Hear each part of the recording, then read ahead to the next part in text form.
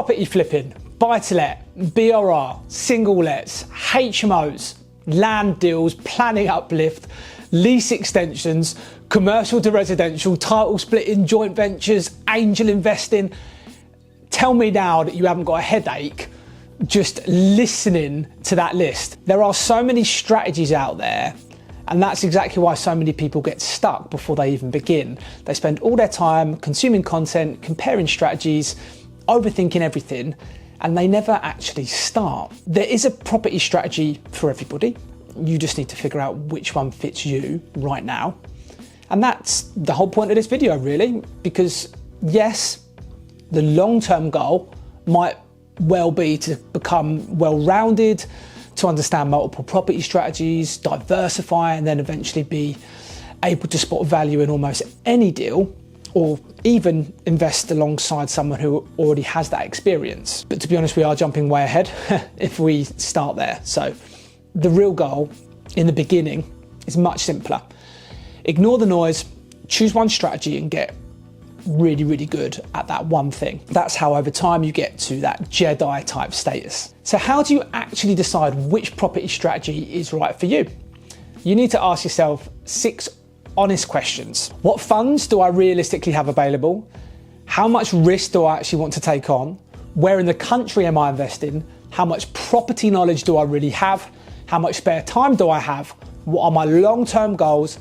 And if you can answer those properly, choosing a property strategy becomes a lot easier, I promise you. Don't try to do everything at once, because this is where people go wrong. They learn about flips on Monday, HMOs on Tuesday, land deals on Wednesday, lease extensions on a Thursday. Please don't try them all at once, because if you do, you'll still be stuck watching videos like this next year wondering why has nothing changed.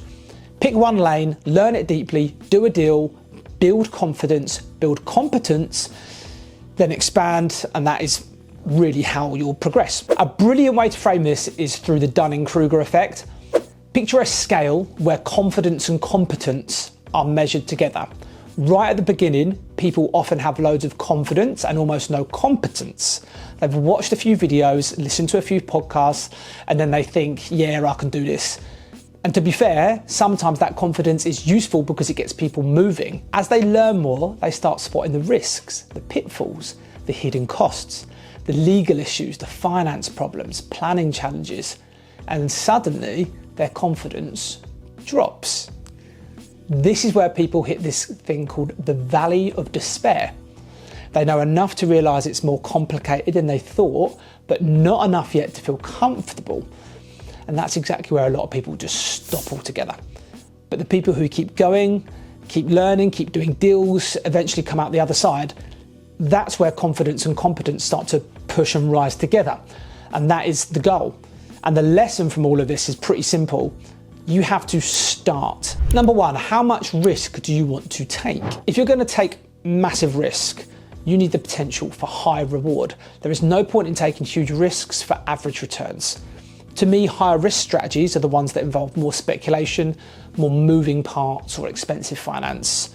Think things like buying land without planning, and then trying to get that planning uplift, HMOs in Article 4 areas, off-plan developments, projects funded with bridging loans, which are deals relying on high interest and private finance. Because with those strategies, if something goes wrong, it can go wrong very quickly. If planning is refused, if the refinance doesn't happen, if the sale falls through, if the project overruns, if the lender starts charging penalties, that's when inexperience gets very expensive. Then on the lower end, the lower risk end, I'd usually place strategies like buy-to-let, angel investment, flips, although even that can depend on how the deal is funded, because a flip funded with cash is very different to a flip funded with a bridging loan with high monthly interest. If you're paying expensive finance, you need to be very confident that the property will sell for the price that you need and that it will sell quickly. Lease extensions are another good example. They can be great opportunities, but you need a proper understanding of the costs involved, because there are hidden fees and extra layers in those deals that just don't really exist in normal purchases. Every strategy has its place, but risk needs to match reward, and risk also needs to match your level of experience as well. Number two, how much money do you actually actually have. If you've got 50 grand in the bank to invest, that probably doesn't get you very far in a commercial conversion, but it could absolutely get you into a solid buy-to-let somewhere in the northeast, for example. Now the question is, are you happy with the likely return that you're going to get off of that? A standard buy-to-let might give you, say, 7.5% to 8% return if you buy it well. And for some people that's great, it's stable, it's straightforward, it gets them in the game, but for other people that just doesn't excite them. You need to ask yourself, what return do you actually want on your money? A really simple way to calculate ROI, or return on investment, is this: annual rent divided by total cash invested times by 100.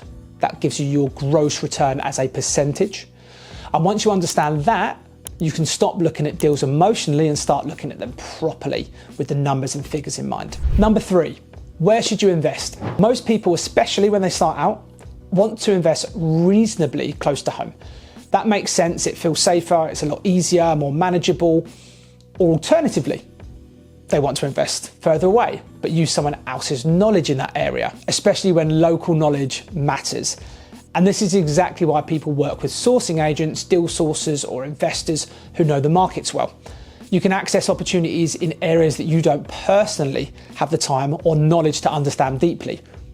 That doesn't mean, though, you should invest blindly, but it does mean you don't always have to be the expert in every postcode yourself. Number 4, how much property knowledge do you really have or already have? This is where people either overestimate themselves or underestimate themselves.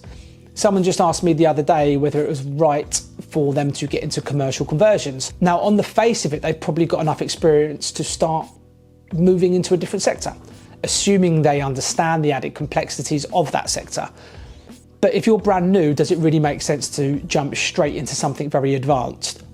Probably not. If you're a real newbie, there's nothing wrong with starting something simple like buy-to-let or buy, refurbish, refinance, BRR. Simple does not always mean bad. Simple can mean manageable, and manageable is what helps people get started. Number 5, how much time do you actually have? This is a big one that people ignore. If you are working full time already, you've got family, hobbies, and you quite like sleeping and eating during the day, then chances are you do not have loads of spare time. And that matters a lot because some strategies are way more demanding than others. A straightforward buy, refurbish, refinance is much easier to manage and understand than a HMO conversion, a planning gameplay, or a commercial to residential project.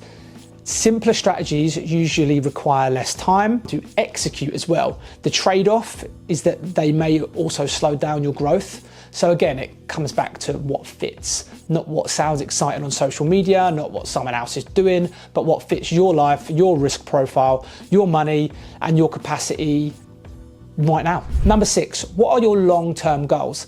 This is the question that ties everything together. Do you want monthly cash flow? Do you want lump sums of cash? Do you want to replace your job? Do you want to build a portfolio long-term? Do you want to create capital and then recycle it? Because your goal should shape your strategy. If you want strong cash flow, you may lean towards HMOs or certain high yielding areas. If you want big chunks of cash, you might look at flips or title splitting. If you want to build long-term wealth, maybe buy-to-lets or BRR makes more sense.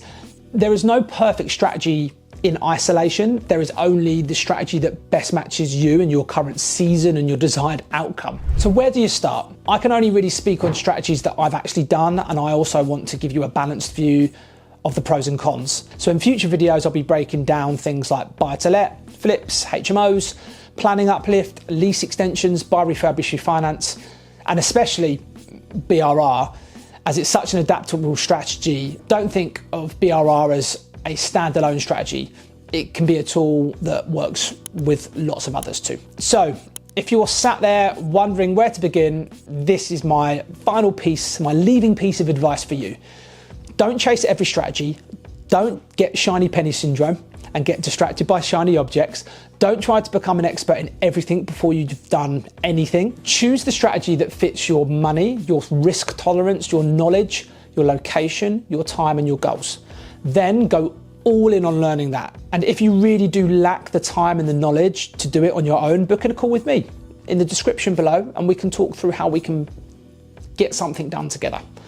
The people who win in property are the ones who take action and execute. They build momentum and then they just expand from there. If this video has helped you in any way, please drop a comment below and tell me what strategy you're currently looking at. And if you want me to break down the pros and cons of each one individually, make sure you subscribe, because that is literally exactly what I'll be covering over the next few weeks and months. As always, thanks for watching, and I'll see you in the next video.